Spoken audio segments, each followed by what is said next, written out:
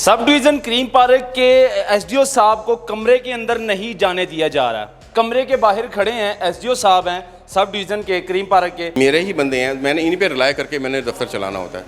यही बंदे अगर चोरी में इन्वॉल्व हो जाएं तो फिर उसका पता कैसे चलेगा। पहले S&I आई, उन्होंने वेरीफाई किया, उन्होंने रिपोर्ट्स बना के दी, फिर मैंने उसको वेरीफाई किया कि वाकई ऐसा है, फिर मौका दिया कि जवाब दें, फिर जवाब दिया। जिन बंदों को मैंने जॉब से निकाला है वो बंदे ख़ास इसमें उनकी इन्वॉल्वमेंट थी। कितने बिजली चोरों के ऊपर आपने FIR अभी तक तकरीबन 650 FIRs मैंने 600 FIR दी हैं। हाँ जी, जब मैंने यहाँ से निकाला उन लड़कों को, उन्होंने प्रोटेस्ट किया। प्रोटेस्ट के दौरान जारी बात है फिर उन्होंने मुझे जान से मारने धमकी भी दी। सब डिवीज़न क्रीम पार्क के एसडीओ साहब को कमरे के अंदर नहीं जाने दिया जा रहा। कमरे के बाहर खड़े हैं एसडीओ साहब हैं सब डिवीज़न के क्रीम पार्क के। कमरे के लॉक को एल्फी लगाकर लॉक कर दिया गया है, बिल्कुल बंद कर दिया गया। आखिर इसके पीछे कौन है, क्या वजह है, कमरे में आखिर दाखिल क्यों नहीं होने दिया जा रहा है? इन्हीं के मुलाजमीन हैं जो कि एसडीओ साहब बता रहे हैं कि मेरे ही अपने मुलाजमीन थे जो मेरे ख़िलाफ़ हो गए थे और कमरे को आज लॉक भी लगा दिया, एल्फी डाल दी गई है ताकि एसडीओ साहब कमरे के अंदर दाखिल ना हो। मेरे साथ इस टाइम हबीब साहब मौजूद हैं, एसडीओ है क्रीम पार्क के सब डिवीज़न के। इनसे बात करेंगे। अस्सलाम वालेकुम। कैसे हैं आप? ठीक है, अल्लाह का शुक्र। सर बताएं कौन है वो बासर लोग जिन्होंने आपके कमरे को एल्फी लगा दी और लॉक कर दिया? अभी क्या अपने मुलाजमीन थे आपके? हाँ जी, बिस्मिल्लाहिर्रहमानिर्रहीम। अच्छा मोहतरम, ऐसे है कि जो ये मामला हुआ तकरीबन 18 से 19 साल इन लाइन स्टाफ को और मीटर रीडर्स को यहाँ पे हो गए थे। इतना लॉन्ग पीरियड उन्होंने गुजारा यहाँ पर और उस दौरान पता नहीं लोगों से क्या क्या ज़्यादती की होंगी। मेरे खैर पोस्टिंग अभी हुए 1 साल ही हुआ है। अच्छा, आपको 1 साल हुआ है, ठीक है। अब मेरे ही बंदे हैं, मैंने इन्हीं पे रिलाय करके मैंने दफ्तर चलाना होता है। यही बंदे अगर चोरी में इन्वॉल्व हो जाएं तो फिर उसका पता कैसे चलेगा। हायर ऑफिस से टीम्स आई, पहले S&I आई, उन्होंने वेरीफाई किया, उन्होंने रिपोर्ट्स बना के दी, फिर मैंने उसको वेरीफाई किया कि वाकई ऐसा है। इनके शोकस बने, इनको मौका दिया गया कि अपनी सफाई में कुछ बयान करें। इन्होंने कोई ऐसा बयान नहीं दिया, ये इन्होंने लिंगर करते रहे। मैं इनको फिर मौका दिया कि जवाब दें, नहीं दिया जवाब, फिर मौका दिया कि जवाब दें, फिर जवाब दिया। अल्टीमेटली फिर वही एक्स पार्टी डिसीजन लेना पड़ा कि उनको मैंने टर्मिनेट किया। अच्छा, जो यहाँ पर हम देख रहे हैं, जो यहाँ के रिहायशी हैं जिनको 2-2 लाख रुपया बिल आ रहा है, कुछ लोग इस तरह के हैं, समझ ले कि वो बिल्कुल गरीब लोग हैं और एक कमरे में उनकी सारी रिहाइश है, उनको 2 लाख रुपए बिल आए, तो ये ज्यादा है सरासर। यानी कि वो एक्स्ट्रा यूनिट डालते थे। असल में नहीं, एक्स्ट्रा यूनिट करनी तो हम लोड की बेस पर असेसमेंट करते हैं और उस बेस पे हम यूनिट डालते हैं कंज्यूमर को जो बिजली चोरी में इन्वॉल्व होते हैं। प्लस हम अपने स्टाफ के अगेंस्ट भी एक्शन लेते हैं। तो ये जिन बंदों को मैंने जॉब से निकाला है वो बंदे ख़ास इसमें उनकी इन्वॉल्वमेंट थी। कंज्यूमर से पहले तो पैसे लेते रहना, जो मेरे पास खबरें आई कंज्यूमर्स की। अच्छा, उसके बाद जब किसी टीम ने आके चेक किया, फिर उनको डी बिल जब डाला, फिर उनसे उसके अगेंस्ट उन्होंने पैसे लिए। पास अब मैं हर बंदे के साथ तो नहीं जाता, मेरे पास 36,500 कंज्यूमर की बिल्स हैं। अच्छा, मीटर रीडर का पिछले दिनों हमने इंटरव्यू किया था। मीटर रीडर का जब प्रोटेस्ट हो रहा था वो कह रहे थे एसडीओ साहब इन्वॉल्व है, एसडीओ साहब को हमने 1 लाख रुपए रिश्वत ला के दी है, एसडीओ साहब मीटर अपना रीडिंग ज़्यादा डालते हैं, फिर उसके बाद जो मुतालबा करते हैं लोग आते हैं कम करवाने के लिए। तो ये सारे के मामले के पीछे एसडीओ साहब इन्वॉल्व है, क्या ये हकीकत थी या वो?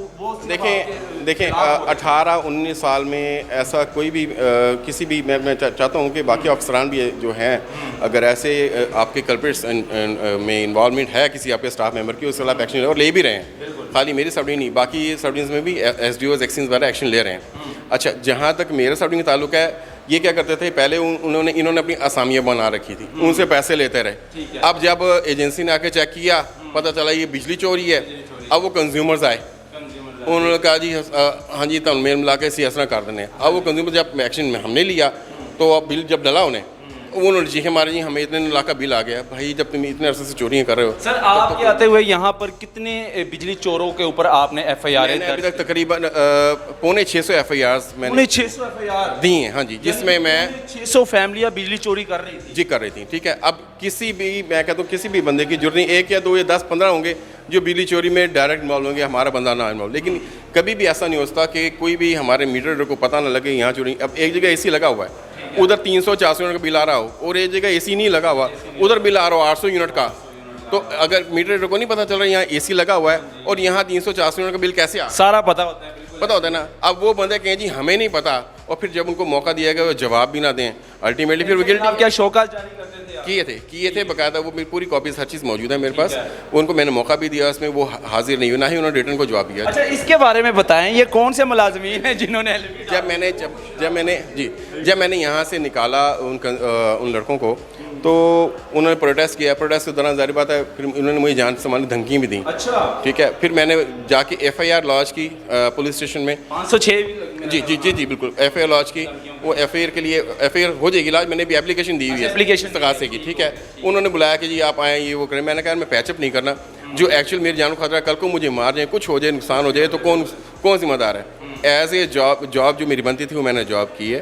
ठीक है, और बिल्कुल मैंने कह लें कि इंसाफ के बिहाफ पे की। आपके लिए फिर बहुत ज़्यादा मसाइल हैं, समझ लें कि आपके खिलाफ खड़े हैं। देखें जी, जॉब है, जॉब करनी है, लेकिन आपके अपने ही आपके खिलाफ खड़े हो गए। नहीं, अपने नहीं है, ये हर बंदा अपनी जॉब कर रहा है। अगर वो ऑनेस्टी से अपनी जॉब कर रहा है, ऑनेस्टी से अपनी जॉब करता हूँ। आप बिलीव करें, ये मैं यहाँ ये मेरे ना टांगे बैठ के सूझ जाती हैं। सुबह से लेकर शाम तक लोगों की सुनता हूँ बातें, उनको उनके मसले हल करने के लिए बैठा होता हूँ। अब उसके बावजूद भी अगर मेरा स्टाफ ही अपने दफ्तर दिस ऑनेस्ट हो, तो फिर वो एक्शन तो होना था। अब इसका क्या करेंगे? आप बाहर ही खड़े रहेंगे इसी पसीने में? मैंने बुलवाया है अपना उसको अपना लॉक ओपन करने के लिए। कुछ पता चला कि इसके पीछे कौन सा मुलाजिम है? यही माफिया था। एक बंदा था जावेद नामी था, यहाँ पे एक्स चेयरमैन था यहाँ का।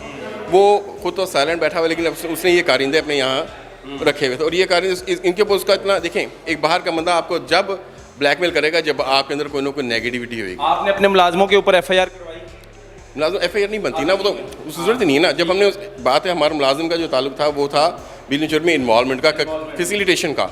उसमें ये सबसे बड़ी पेनल्टी ये होती है कि आप उसको नौकरी से निकाल दें, नौकरी से फारिग कर दें। डिपार्टमेंटल जो ये कहती है, ठीक है, इंक्वायरी भी कहती है।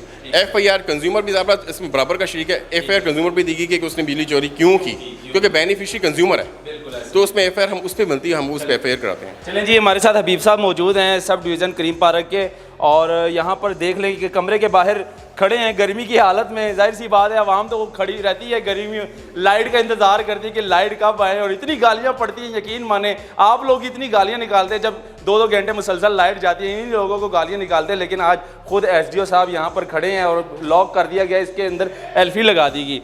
तो सारी हकीकत बताई है हमारे हबीब साहब ने, तो आपके सामने रखी है। मुझे दीजिएगा इजाज़त, अल्लाह हाफ़िज़।